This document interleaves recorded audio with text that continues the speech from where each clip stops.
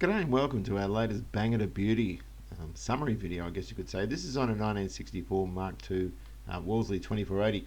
This was the beginning of my little YouTube adventure back in 2012, and you can see my kids were a lot younger back then, and Annie's a lot healthier too. That's the black dog on the left hand side. So before I get into it though, I just want to get into a little bit of what went on in 1959 in terms of price of goods and this sort of stuff. Did it on a Victor video some time ago, but I don't think it'd hurt to revisit it now. So of course 1959 was pre-decimal currency, and that's sort of I guess a chart on how to convert the currency we had to the decimal currency we got in 1966. Price of goods though has changed somewhat. Of course in 1959 my parents bought this house in Heathmont for £3,500, and if you look at today's money it turns out to be $103,505, and of course that house now and houses similar to it in its area are approaching $1 million, sometimes well over that figure. Postage stamp, I found this one from 1957, 4 pence, I think that is. That turns out to be about 60 cents on today's money. Loaf of bread, 18 pence at the time, which is $2.22 on today's money. And of course, a packet of sugar, which was 10 pence at the time, now of course converts to $1.23 on today's money. Now some stuff was very expensive, or at least turned out to be very expensive. Of course, the Victor lawnmower, which we did our previous video on, £45, that would convert to $1,200 I think. And of course a brand new Holden at the time was £910 I think, $26,911 on today's money, and that's where we're going to go. We're going to start talking about cars. So the following slide shows some of the vehicles that were available to us, the Australian buying public, back in the late 50s. Of course we had our Prefix and Anglias and Zephyrs and the Roots cars, which were your Humber Snipes and Hawks and Hillman Minxes and all sort of other stuff. There were Vanguards, standard Vanguards, and Morris Minors, and all sorts of vehicles, even little Renault Dauphines available for us to purchase as well. A lot of people back then though felt that a lot of these cars were a little bit dated. The English influx over here, we had the Holdens, which had the 40% market share, but a lot of the other stuff was the British stuff, which was quite dated in its appearance, a little bit round. And of course we were crying out for something more modern, and that's the reason that I've chosen 1959 to be the year of focus in this, at the beginning stage of this video, because that's when the Farina BMC cars became available. So BMC were involved in a lot of badge engineering back then, you know, the same body shell, just a different brand, and of course those brands were marketed at different types of buyers. This is a Morris Oxford. Morris was sort of aimed at the budget conscious buyer, if you like. And the next up the pecking order, I guess you'd say, would be the Austin. This is an A60. Austin were known as the family car. Then we get to the MGs, which are the sporting variety, and these were more powerful than the others with their twin cam engine and, you know, sporting trim and this sort of stuff. And of course the focus of choice here is the Wolseley. This is a 2480 owned by a friend of mine, Richard Graham, and Wolseley were known as the luxury car. So one of the biggest hurdles for companies trying to sell vehicles to Australians in the 1950s was that of the local content. Of course Holden had something like 40% lion's share of all new car sales, pardon the pun. Now some of that was attributed to the fact it was local, it was based on an American design which was quite favourable at the time, but not just that, they were 6-cylinder cars. Most were manual, column shift mounted manuals, but automatics were available as well. So with lackluster A60 sales, BMC Australia decided to build a 6-cylinder version of the B series engine. The first incarnation I believe was 2200 cc's, it was based on the 1500 B series engine, and the final draft, if you prefer, was based on the 1622, which gave a swept volume of 2.4 litres. This was to become available in the Austin Freeway range. That was the new 6-cylinder Austin available in 1962, and of course at the same time the introduction of our Wolseley 2480 Mark I. So of course here's our Austin Freeway, released in 1962. I'm unsure if this is a Mark I or Mark II, but as we said before, Austin were pitched mainly at the family car market. There was quite an interesting triple carburetor setup available for them, which they ended up pushing the car, I should say, to a top speed of just over 100 miles an hour. Of course they raced those cars as well. An interior shot of a Wolseley 2480, you can see the finish on them is absolutely beautiful. They're a solid timber dash, or at least a plywood dash I should say, with a veneer on them. That's a burl walnut one. Beautiful interior indeed. Of course the Mark I's are available, or supplied I should say, with a leather seat facings. This is, I believe, a 1660. It's a 4-cylinder version. It just gives us some idea about how beautiful they are inside, and of course the higher quality than the opposition available at that time. So another view of Richard's car with Richard sitting next to it, and Richard's car's a Mark I, so it's one of the earlier 2480s with the tail fin arrangement on the back. The Mark II cars came out, I believe, in 1964. Here's one coming up now. This is David Morris's car, and they've got a more sort of subdued tail fin arrangement and vinyl interior rather than leather. And of course Peter Reid has a lovely restored 2480 which is painted in a Rolls Royce colour. That's won lots of awards, that car. Now, one of the problems BMC had with the introduction of the Freeway in the 2480 was the release of this guy here. It's an XK Falcon which came out in 1960, and it was considered to be far more modern. Again, following an American design. These had a 144 cubic inch 6. I think they were available with the 170 Pursuit, I'm not sure. I know that was available in the XL, which came out in 1962. Of course, the other car was the R-Series Valiant. It was only a short-lived model. It was quickly replaced by the S-Series. Those things had a 225 slant 6 in them, and they produced something like 115 horsepower, so very, very powerful indeed. And of course, in 1963, the EJ Holden, which was another beauty, really, at the time, which put a lot of pressure on BMC to sell their cars, which were considered by this stage to be very old-fashioned. The EJ was replaced by the EH, which is one of Holden's best-selling vehicles. So please be kind to me in the comments. There's been an awful lot of detail I've missed here, a lot of historical events which are significant, which I haven't been able to cover given the time. These cars suffered very little in the way of rust problems. They had a great manufacturing process with a whole submerged roto dip rust proofing, which turned out to be really, really successful with them. They're a beaut car, but I think now it's probably time to get onto the subject of choice, which is the one I picked up from a club member for $1,500. And here she is. Not proud of this series of videos, given that I was kind of overly critical of the car and sort of played it down a little bit. There wasn't much wrong with it. The body was pretty good. There was a little bit of rust. The engine bay looked pretty dreadful. And I kind of made it sound that it was the be-all and end-all, if you know what I mean. But whenever we get cars to recommission, we have to fix up a bit of stuff on them. There's rust under the battery there. I've just told you how good the rust is in these, and they are. This thing had obviously suffered quite a considerable battery leak over time, and lots of handyman bits. That's all. No more gaps. Not no more gaps. What is it? Liquid nails. That's right. That was originally holding the body insulation on. But this was a car that was really easy to do. It was one that I pulled the engine out of and did considerable amounts of work to, and I was very proud of it in the end. There was one detail I wasn't proud of, but on the whole I was very, very proud of it. Moving around the vehicle, looking at it, as I said before, there was a couple of little rust issues, but nothing really major. The interior, you can see, there's a couple of cuts in the seats which aren't immediately visible there, but by and large the car really was in very, very good condition. This was my first set of YouTube videos, so I really was sort of a bit overzealous with the critique of it, but here we are in the back, and still not too bad at all, really. Well, can you get through? Speaking of cheap paint jobs, this is dreadful. Wiring looms painted blue, overspray all over this sort of thing, the washer hoses. That is a bad job. That's not what we want to see. So this all have to come out and get redone accordingly.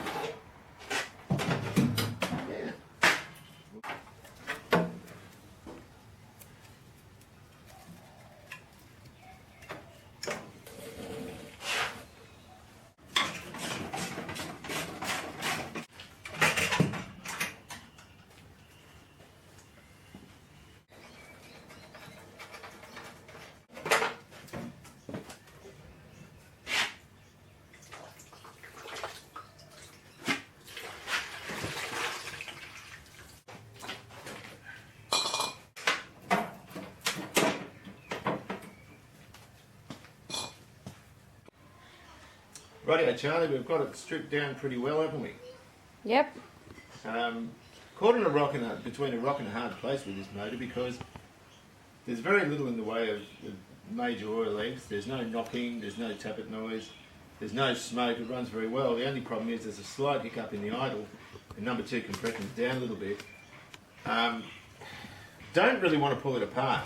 I want to reuse it, but I'm thinking I might put it on engine stand and run it, warm it up nicely, check all the compressions again. Hopefully it's a sticky ring, but it could well be something a bit more sinister than that. Here's the inside. The dash wasn't held in properly. It was sort of just sitting up here. It was only held in really from the top where that heater distribution thing is. There's the patch I was talking about, only a small one. The rest of the metalwork in here is actually brilliant. The other advantage with this car over the Mark I is the wiring loom's actually plastic, which is great.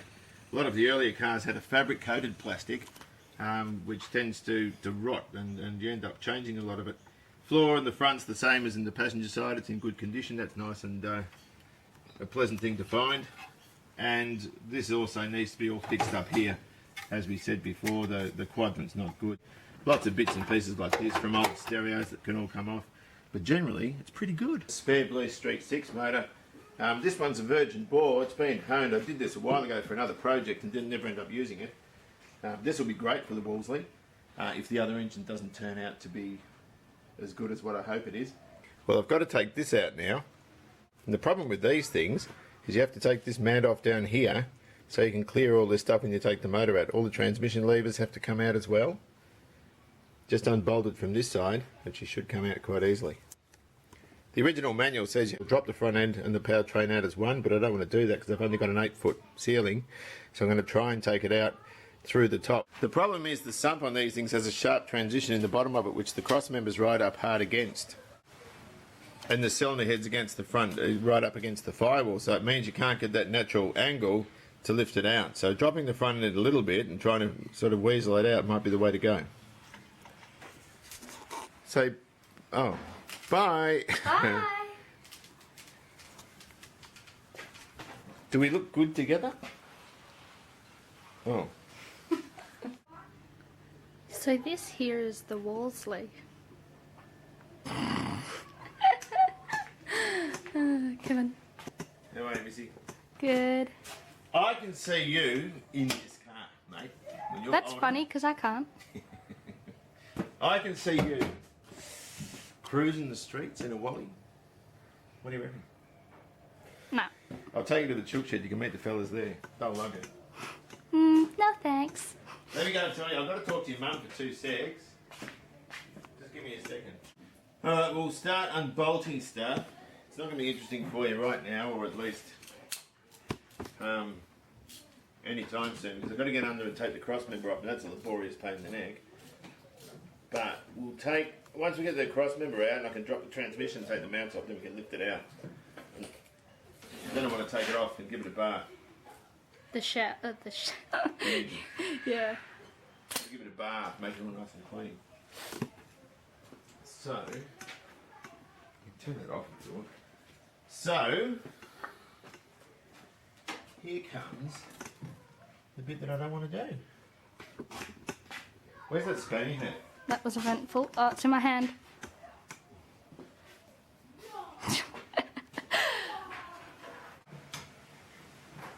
By turning the steering one way or the other lets you get access to these front mount bolts.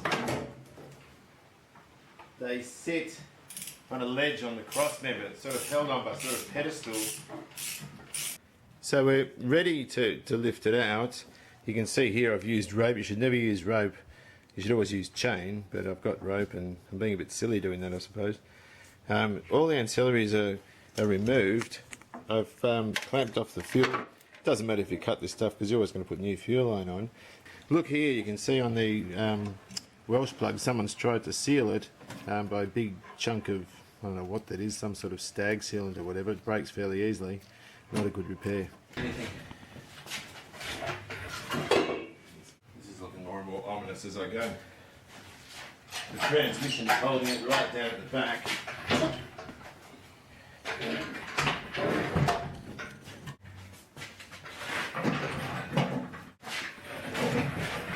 We're awfully high.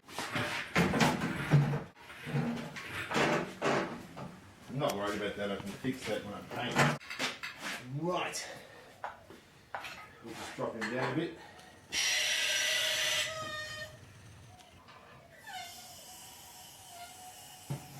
Now the problem with this is I couldn't use a leveler to take it out because you're so close to the cross member in the tunnel, but I reckon when I put it back in, I'll put it back in a slightly different way. But look at it, it's a good 1/2 inch thick. So it's just a matter of cleaning up all of this sort of stuff. So we want to take this Welsh plug out. We've got to change all the Welsh plugs, and the idea is We're going to hit it with a screwdriver, try and get it to flick around like a coin, and remove it with the pliers. So we'll just get the driver in there. So the idea is you flick it round and then you withdraw it. And you can see here where it's corroded at the bottom. This is a mild steel Welsh plug. I've always made it practice to put in brass ones because you don't get the problems with them. So I put the engine in the trailer, took it for a nice bath, brought it back, gave it a paint job, all this sort of other stuff. I was confident about it because it tested so well in the car. The only issue I had was that number 2 compression was slightly down, but there was no knocks, no smoke, no rattling, there was nothing. It was really good. The tappets were a bit noisy from memory, but that was about all that was wrong with it. Now, I ran it through a few heat cycles on the engine stand. You see that footage coming up soon, and the compression started to improve. So I put it down to being a good, healthy engine. The part that I was so pretty upset about really was that when I sold the car to a lovely couple from the club, the engine failed apparently. So I don't know what happened to it, but I was very disappointed with it.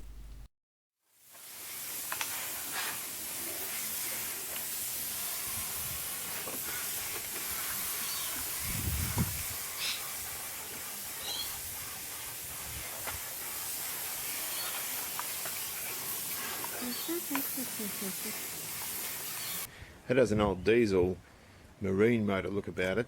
Once the ancillaries are all fitted, I reckon it'll look a lot better. So yeah, I wasn't too wrapped with the colour of the engine. It sort of looked more like a fruit tingle than an engine. Anyway, pulled the distributor apart. It was a little bit stiff and a bit horrible, so pulled it apart and basically gave it a clean up, lubricated a few bits and pieces, and decided to put a AccuSpark electronic ignition in, which is what I've got in the MG. I've had success with those things. They're only very reasonably priced items. I got this one through a seller, a UK seller. I think it wound up being something like $50 or $60, something like that. Landed on the door. Really reasonably priced, and so I decided to fit one to the Wolseley as well. I love that whole double chin you've got going on there. If you reckon I'm bad, you should see the rest of the blokes at the club. I'm going to send this to them now. I'll see it anyway, stick it on YouTube. They'll kick you out. It's so windy. You know what that means? You're gay? No, yeah, I'm gay, but it also means... You're still filming. Yes. It also means that it's going to help down the ground. Shit, I'm going to take the paint off the fan. Hang on a minute. I'll just grab this and pull it out. Neck fat. Are you done? Sorry. Neck fat. Are you done? No, that's nice and loose. That's not too tight, so that's cool. Speaking of neck fat, where's Charlie? Well, he's a carbon copy of you, so... That's pretty much it in a nutshell. I love Lord of the Rings. Sucks. No, it doesn't. It sucks. Oh, can we go... It's like this fat little cherub holding a wedding band. What, did his wife walk out at the altar or something? I don't get it. No! Well, the third one, you have to see the third one because it's like 3 hours longer and the movies are pretty long. So imagine that, but... How are you supposed to stay awake? I don't know. Just, would you try watching it again? Maybe your opinion has changed a bit. If I wanted to suicide, I'd probably watch it first to really get me in the mood. The camera is rolling. Fuck. Oh, it's gonna be right. Snow White and the Huntsman, it's, you know, the story of sort of Snow White, except it's a bit of a darker tale, and it's just a bit, it's more like the Brothers Grimm tale. What's that? Not the... Well, they're the... The Unhappy Brothers.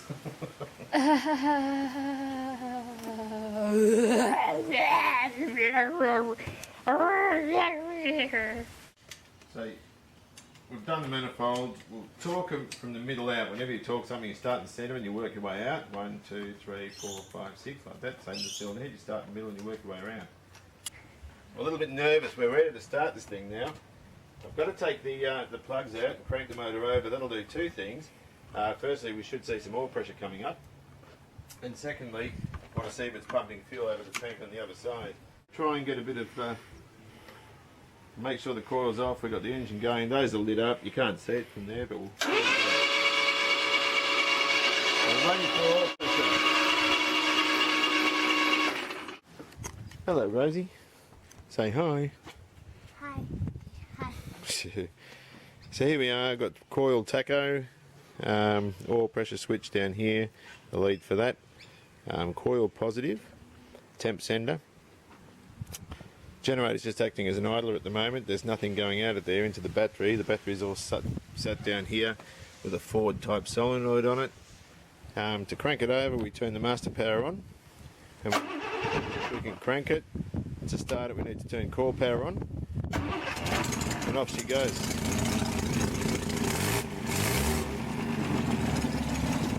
Terrible leak coming out of here. This cast iron paint always smokes when you start it for the first time because it bakes itself on. Just want to check the vacuum leaks with some water. Using a thinners bottle.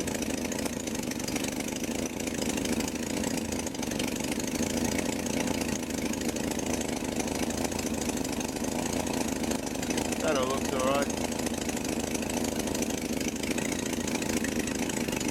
Squirt a bit of water around the base of the carburettor, an inlet manifold, just with a little bit of water there. And that all looks. There's a bit of hiccup there actually.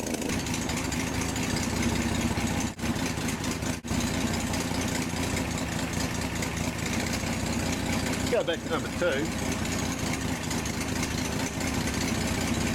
150 degrees on the coolant. Oil pressure is setting a bit above 50, around 50.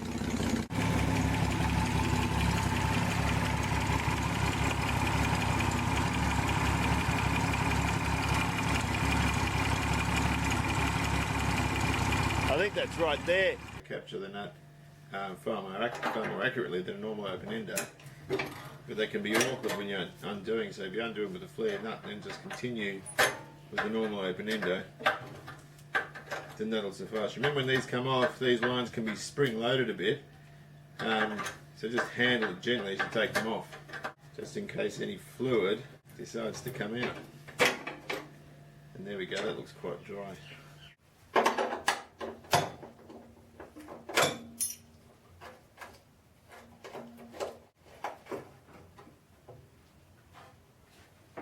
Plug all the hydraulics up so we don't get any bits and pieces in there.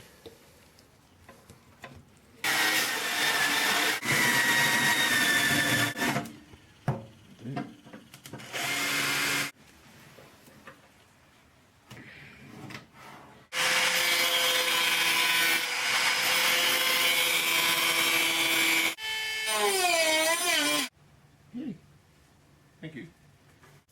What do you think? Do you think it's clean? Yeah. Yeah. Do you reckon? Yeah. What do you think of this? Can you see that hole? Yeah. Well, this is the magic, right?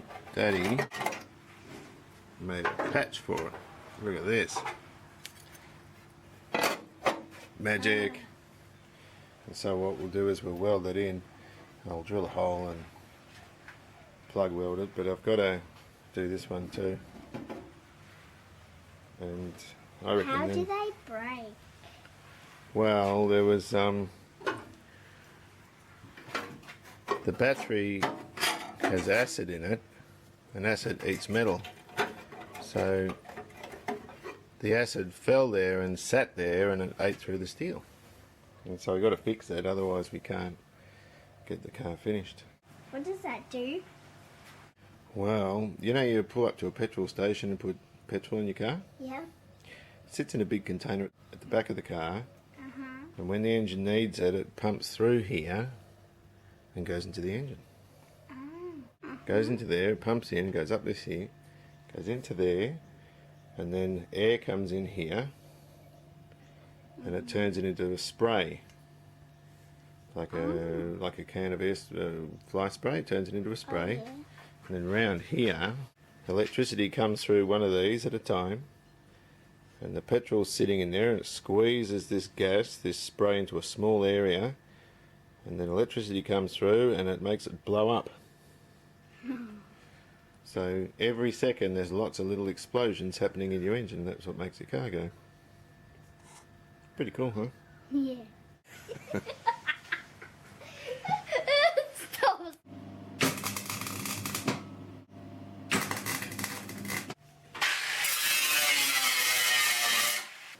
Time to hit it.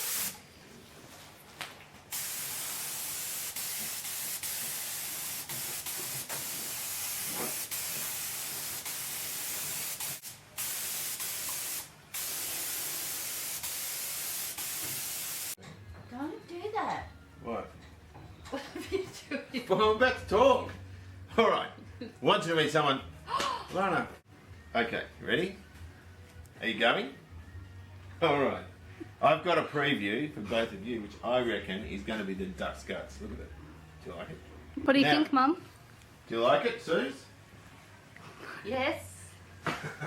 You don't sound convinced. Susie's not into cars, but she can't wait to get into this car on Club Runs. She said that just before, didn't you, Suze? Yes.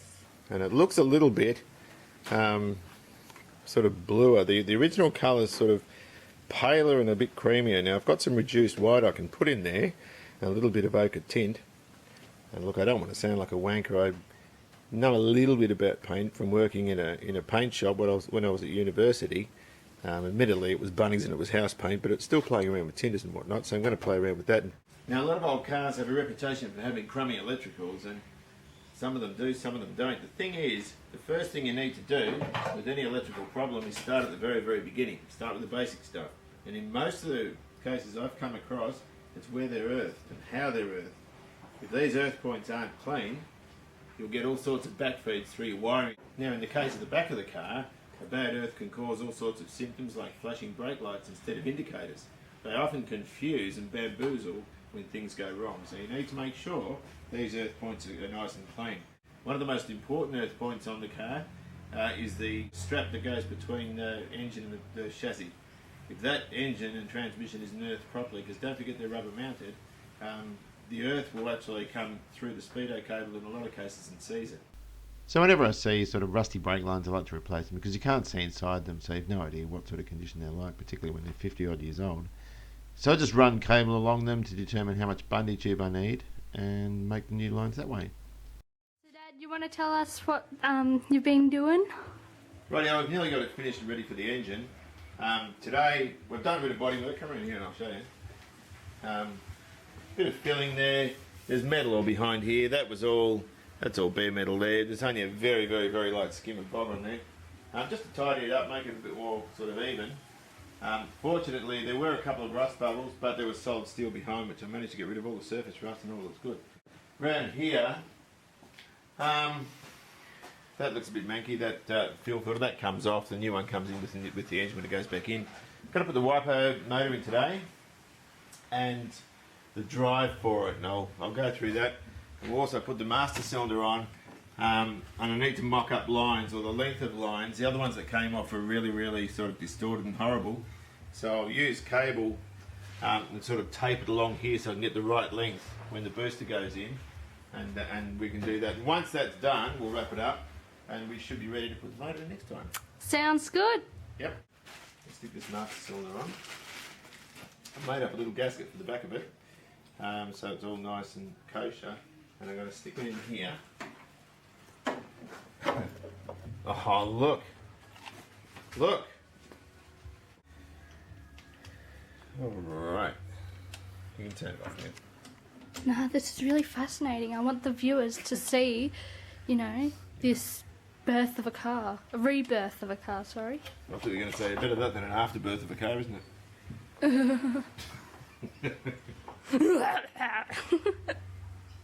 When are you going to finish it? Well, Never. no, I will. No, when was the last time I hadn't finished a car? Yesterday.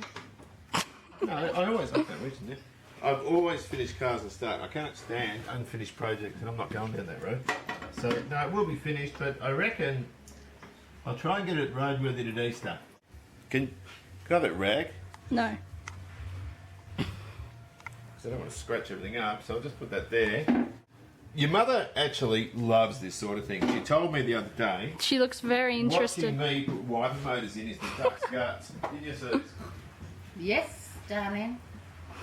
You said you can't wait to to watch me put more car parts in this car. Did I? Because it's your car. She doesn't know it yet, it's her car. Oh. I'd rather a Ferrari. It is. It's a blue one, Suze. Most Ferraris are red. It's in disguise right now, you know. We're only halfway through the production phase, so... It's a little bit narrower and sort of taller than a Ferrari, but you don't worry about things like that. It's a prototype. Mum, it's got to get ugly before it gets beautiful. It's got to do a few things before it gets beautiful. Hi, Rosie.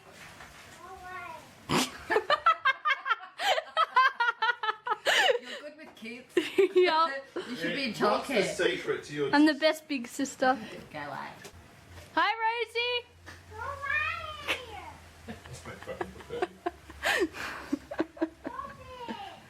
You're going to put... Do you want me to put that bit in? Yeah, put it in. Under that bit of wiring, I'll make it a lot neater than that. Sounds good. Okay, that'll do. I was about to say the same thing. Yep. Right, champagne.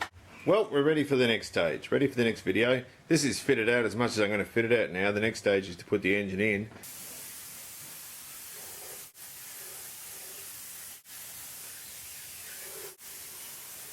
Top the gun up. So there it is, blended. I've just done it with the small gun and changed my mind. You can still see some marks around here where I've sanded back, and I haven't blended up that fast. Nice and easy to jack up with no engine in. Well, as they say, let the games begin. I'm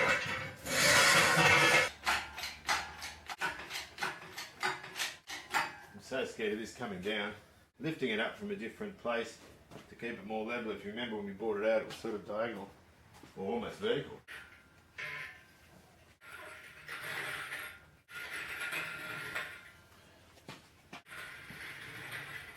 We'll probably start to lower it a bit.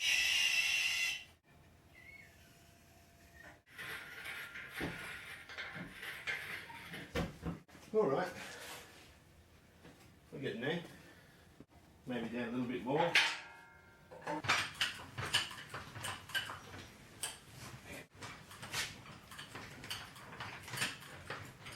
Right, this is being difficult. Lower the front end a bit more. And it's just hanging on the edge of the sump between that and the cross member. And we're in. We've cleared that brake cable well. Oh, gee whiz, I tell you what, I reckon I need a beer now. Well, here it is all in, and it looks absolutely brilliant. The cross member underneath was really ugly to get in. The autos seem to be harder than the manuals. Otherwise, it all looks pretty good. There's a few touch-ups, you know, a scraping here and that sort of stuff, but otherwise it all went in well. There was no issue. Now, there's an art to buffing in itself, and just running over the thing with a buff won't yield a fantastic result. One of the ways I always look at what I've done is by running a fluorescent light over, and it'll show up any sort of dull spots in the work you've done, and that way you can sort of see where to go over your work, and it becomes sort of painfully obvious. But you can see the difference there between the door that we've colour sanded and buffed and the back door that we haven't begun yet. So just rigged up a quick bit of pressure testing apparatus for the heater core. I just wanted to make sure I wasn't going to put a leaky one in. I think I had a couple of them actually, and one leaked. That one doesn't look like it's too well, but we did end up putting a good one in the car.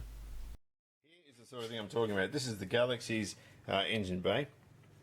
When I restored this car about 18 months ago or so, these use, or the 65s use a vinyl bag for the washer, and this has to have a separate pump down there next to the vacuum tank. Now, the Austin Freeway used a similar thing, and they used them on this side here, sort of hanging down here somewhere. The problem with this car is, of course, it's got the brake booster there. I think that'll work quite well. So I painted up this heater box to put in and used nice new screws on it, stainless screws, which I reckon gives it a more professional finish. I don't like screws that are painted. Still have to put some grommets, or I might use a bit of lag around where those ports come out. Or it could just be inside varnish, and I'm tipping that's what this is. It's a lovely colour. I should really rub it all out and start again, but I just don't want to. I love the colour of it, even though the quality of the work's pretty average. And they've even painted this rubber seal. So I'm going to cut around there with a razor blade, take that off, and try and get it off, because it doesn't look good at all. And I want to crank the voltage up about halfway. Now our limit light's starting to come on, so I'm going to go to an amp. There we go. So that's half on the gauge. We're registering 6 volts here. So that's pretty cool. The 10 we're approaching hot. I'll just clean this lens up with Susie's old pyjamas. I've sort of made one good speedo out of 2 crummy ones. Not sure how accurate it is. It's reading 25 miles an hour off a cordless drill. That one's reading 30.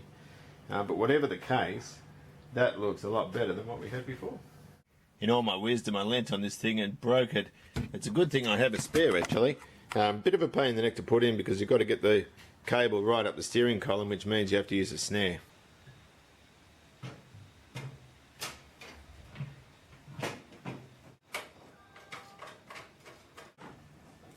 High and low beam. I'm not sure which they are, and the manual doesn't say. So I've cut those off, and I'm just putting other wires on there. I'll mark which ones are which, so the relays can go here, and they can feed the relay or switch the relay coil. And the existing part of it can connect to the relay. Now these are at least 10 amps each, these cables. You turn the camera off, Rosie? Yeah. Don't say words like that, Rosie, that's rude. Hey! You said a bad word. No, I didn't. Hey, where's that thing I gave you, that ratchet tool? Oh, I'll get it. Oh, magic, miss, here. So that's got to go down, that's got to go up. Goodbye. That's what normally comes off these BMC cars. So I'm replacing them with the ones that came out. Always easier tightening these up with the gearbox extension.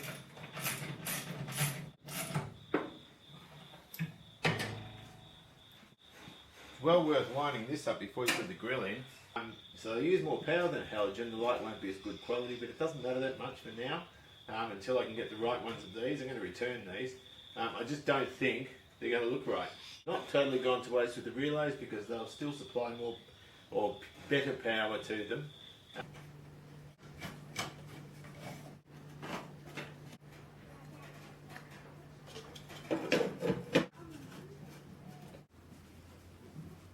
Right, well here's our new exhaust system, made using the old one as a pattern. So now we've got to put that in there. Ba-ba-ba! Woohoo! God, these are fast to get out. Oh, good heavens. And these bushes here, we replaced these are shot to bits. Let's get new ones from Burson's.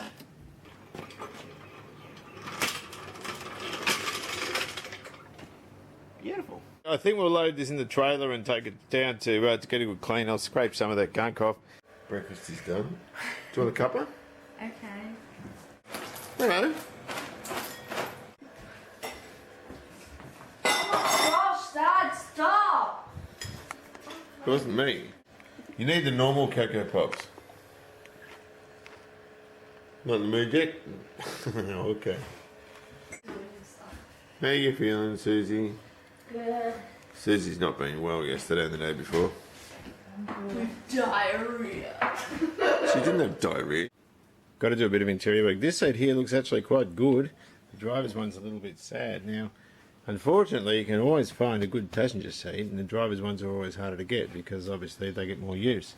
Picked this up for the chook shed very reasonably. It looks terrible, but with the clean up, I reckon that'll come up well. These are a bit sapped out, so I might have to replace some of those too, but there's 4 full lengths I have to put in. I'm just a little bit worried that I haven't got enough of this.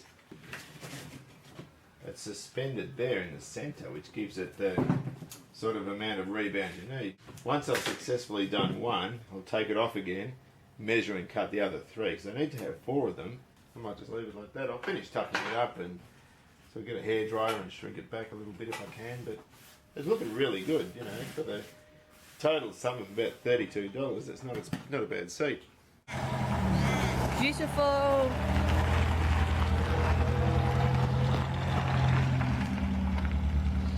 I love it.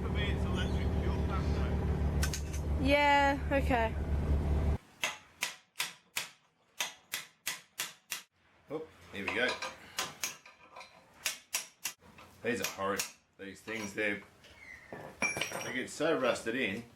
Now, what I'll do is I'll clean this out with a bit of wet and dry in here, and when the new bush goes in, I'll just put a slight smear of grease on and pull it in level with a threaded rod, so it just pulls in and seats nicely. Just giving the rear axle a little bit of a paint job. I've got one of the springs off, fixing a couple of things on that, so I'll just let that dry. And with me today, I have my daughter, who's literally being a pain in the bottom. Say hi. Bye. That's what you said the first time. Okay. Oh. Is there going to be bunny porn? Dad. Bunny porn. There's normally bunny porn. No one wants to see that. What, bunny porn? Much less your face. Got to stick the back seats in. The unfortunate part is this one looks in pretty good nick, at least. It's got lovely padding underneath, but it's sort of torn in a couple of places. Look, it's been slashed with some sort of knife or whatever, so that's a bit of a shame.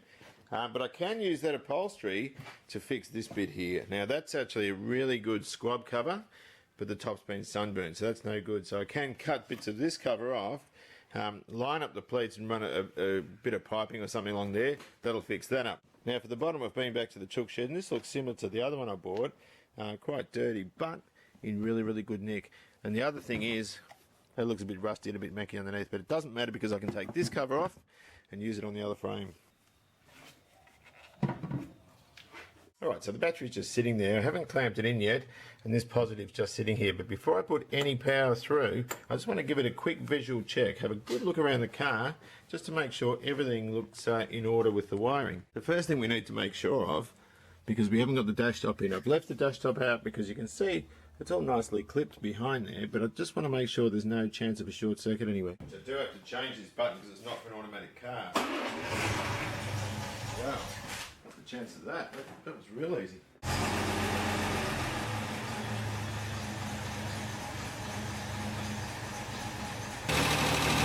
Sounds like it's got a bit of tappet noise, but I checked all that. I might have to recheck it. I've got the exhaust exiting out under here, which is a bit less than ideal, but it's got to go down to a muffler shop and have some repairs done. Got good oil pressure.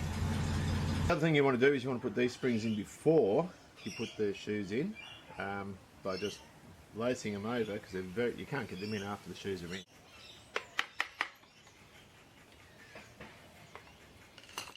Nice new machine drums.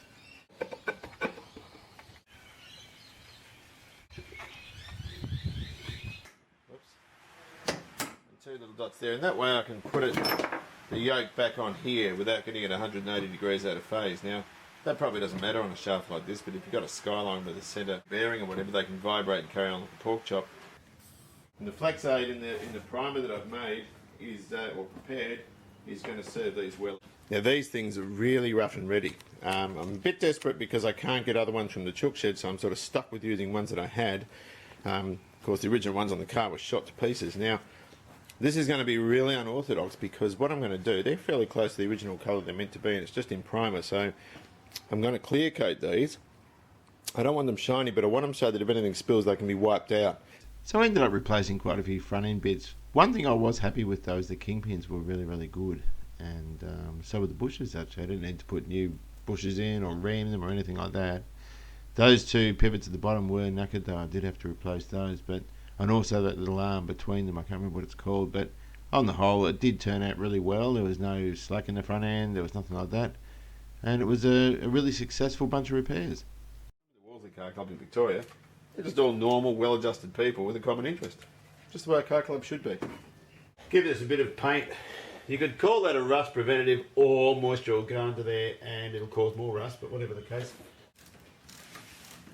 That sort of stuff. So I've got to wait until it's all sort of together before I can finalise how it's set up. I've got to tighten up that drag link over there. Try and put some long bolts through there to hold it while I jack it up. But so far, exhaust system, new brake lines, rear axles in too. I'm eating biscuits, I'm hungry. Now it's time to bleed the brakes. Just up and down, very slowly down. Up. Alright, I'm just going to lock this off. Now push down, hold it down. Just have a rest there for a minute. What I'm going to do is I'm going to go and get the air out of every corner, and then I'll do a final bleed. The last Wolseley video, Alana, for the 2480, the blue one. What do you reckon? Shit.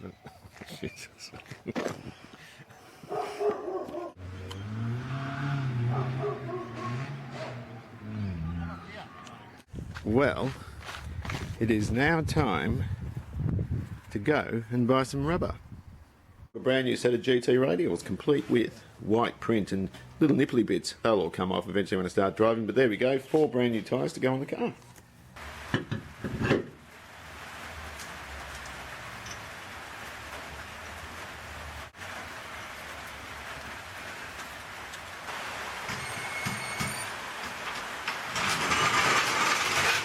Back on its feet.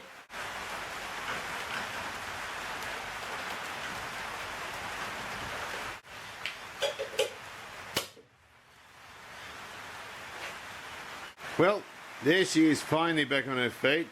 Wheels and tyres are on, everything's ready. I've started it again, checked all the transmission operations and so forth.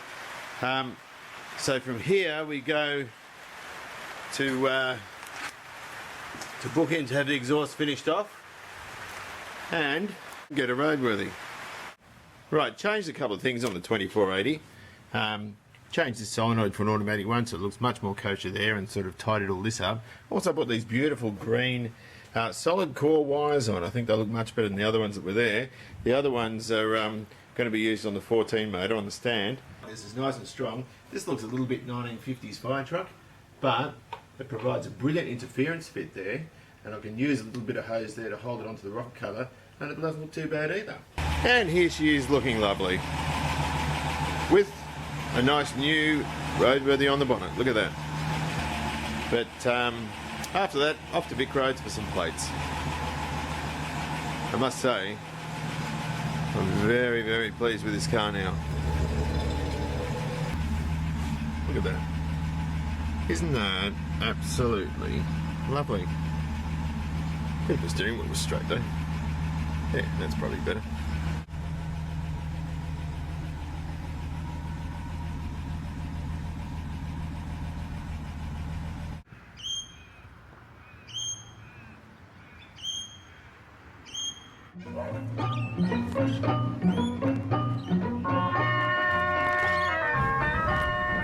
Space.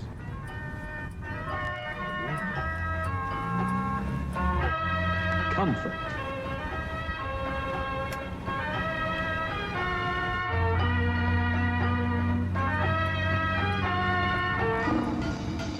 Elegance.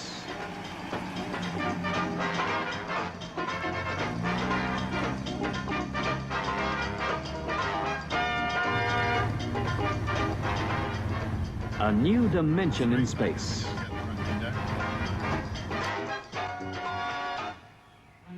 A new meaning of comfort. The classical interpretation of elegance. Plus power. The power to go.